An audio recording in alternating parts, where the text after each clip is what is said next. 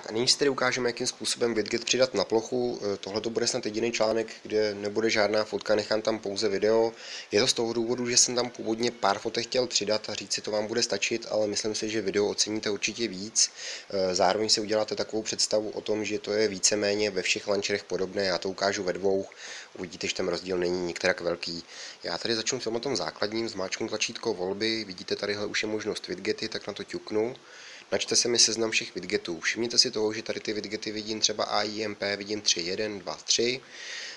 Pokaždé má jinou velikost. Já tady záměrně zvolím tenhle ten Cool Reminder, říkám záměrně, protože když na něm teďka přidržím prst, objeví se mi ta možnost umístění, že jo, tak si zvolíte plochu. Já tady zvolím úplně jakoby jednu novou čistou, vyhrazenou jenom pro tento widget. Tak a záměrně jsem ho zvolil protože tady vždycky vyskočí takovéto dodatečné nastavení. To se netýká aplikace jako takové, ale pouze toho widgetu. Vidíte, že tady jakoby možnost vybrat motiv, tak já nechám schválně ten světlý, zbytek nechám tak, jak to je a hotovo. A kdybych měl v tuhle chvíli nějaké aktivní připomínky, tak už je tady v tom okně vidím. Vidíte, že ten widget je poměrně malý, to znamená, že ho určitě můžete vzít a někam přesunout. Když na něm přidržíte prst, tak jak si vidíte, že jakoby tady se objeví takové ty, já nevím, jak to mám nazvat, řekněme kotvy, nebo prostě něco za to můžete vzít a takhle to zvětšit, klidně na celou obrazovku. Když si řeknete, já už to nechci používat na této ploše, ale chci si to přesunout někam jinam, tak já ho schválně malinko zmenším, abych měl jistotu, že se vejde.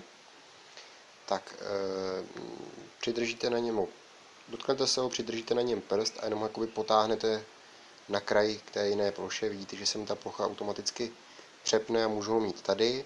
Tady ten widget samozřejmě, když tady jsou nějaké ikony, tak nejde zvětšovat, ale můžete ho kdykoliv vzít a říct si, sakra, já bych ho chtěl dole a ikony nahoře, to problém není. Já ho opět vrátím sem, ukážu vám tedy, ježišmarja, ono to chce fakt trošičku cviku, jak říkám, ten launcher vůbec nepoužívám. Tak, ještě jednou tady ukážu to, že je jakoby možné různě přesouvat, když na něm přidržíte prst, objeví se ty kotvičky, nebo jak to mám říct, tak se jde i zvětšovat. A poslední věc, kterou vám vlastně ukážu na této základní ploše, je to, jak ten widget vzít a poslat ke všem čertům. Když si řeknete, že už ho využívat nechcete, přidržíte na něm prst a přetáhnete takhle jakoby směrem nahoru, vidíte, že zčervená a je to hotovo, je po všem.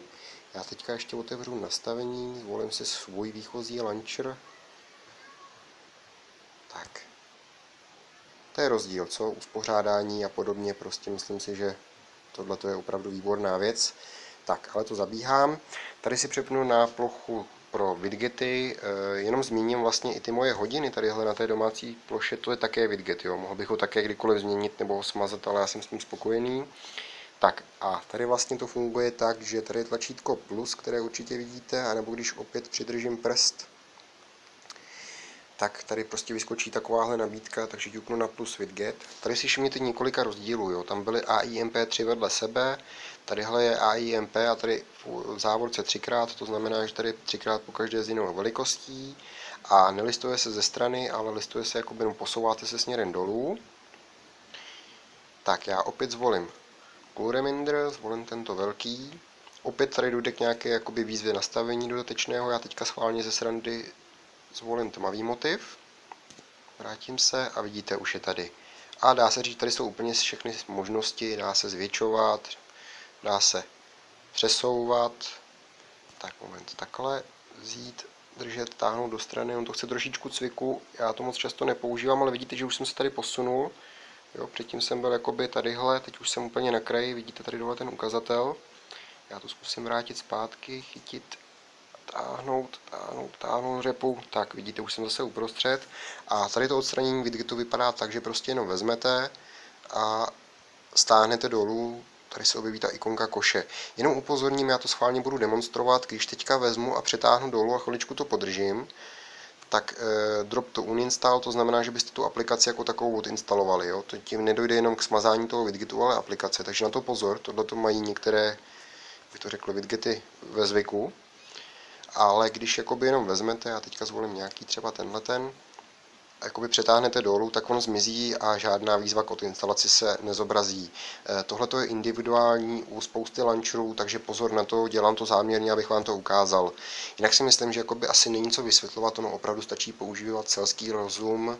Jediné, co vlastně bych ještě rád zmínil, když to píšu v článku, aplikace, které mají widgety nebo widgety samotné, se vlastně taky stahují z obchodu Play jako aplikace, třeba to počasí, to je widget samotný, téměř dá se říct, tak jakoby musíte mít v paměti zařízení. Jakmile to máte na paměťové kartě, nezobrazí se vám tadyhle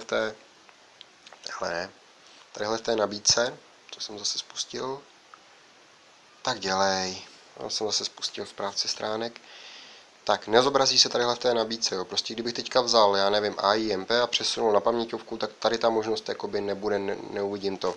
Takže prostě je důležité to mít v paměti zařízení. A další věc, opravdu je používejte opatrně, prostě si uvědomte, že i když to je mini aplikace, tak je to furt něco, co běží a jakoby potřebuje to baterku a potřebuje to ramku, i když to aktuálně nepoužíváte. Takže jakoby, já nevím, 2, 3, 4 widgety pohoda, ale když budete mít 10, 15, 20, tak už ten rozdíl znatelně pocítíte. Takže já si myslím, že co se týče přidávání a vlastně dá se říct chování, vysvětlení toho, co to je widget, jak to vypadá, jak s tím zacházet, tak byste měli tak víceméně chápat. Já vám tedy přeju co nejvíc pěkných, povedených a hlavně užitečných widgetů.